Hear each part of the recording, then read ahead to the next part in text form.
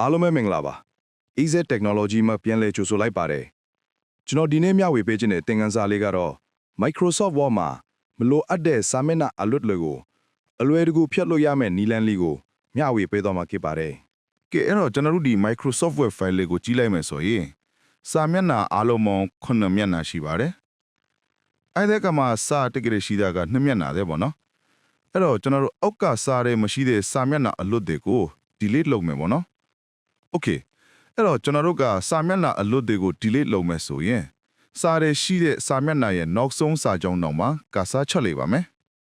ပြီးသွားရင်ကျွန်တော်တို့ကကိုဖြတ်ချင်တဲ့စာမျက်နှာရဲ့အောက်ဆုံးနားထိသွားလိုက်ပါမယ်ပြီးသွားရင်ကိုဖြတ်ချင်တဲ့စာမျက်နှာအောက်ဆုံးနားလေးမှာ keyboard က shift ကိုဖိထားပြီး mouse click ကိုတစ်ချက်နှိမ့်လိုက်ပါမယ်ပြီးသွားရင်ကျွန်တော်တို့အပေါ်စာမျက်နှာတွေကိုနည်းနည်းလေးပြန်သွားကြည့်လိုက်ပါမယ်ဒီမှာဆိုရင်အညိုအကွက်လေးတွေတွေ့ပါမယ်နော်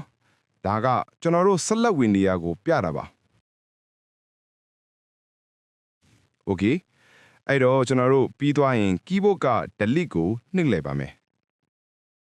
ဒါဆိုရင်တော့ကျွန်တော်တို့အောက်ကမလိုချင်တဲ့စာမျက်နှာအလွတ်ဒီပြတ်သွားတာကိုတွေ့ရမှာဖြစ်ပါတယ်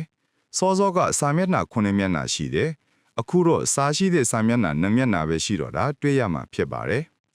ဒီလိုမျိုးနီးပညာနဲ့ပတ်သက်တဲ့သင်ခန်းစာလေးတွေကိုအသစ်သင်တိုင်းလေ့လာခြင်းရင်တော့ကျွန်တော်တို့ရဲ့ channel လေးကို subscribe လုပ်ပြီးစောင့်ကြည့်နိုင်ပါတယ်။ Okay ဒီနေ့အတွက်သင်ခန်းစာလေးကတော့ဒီလောက်ပါပဲเนาะအားလုံးပဲအဆင်ပြေကြပါစေခင်ဗျာ။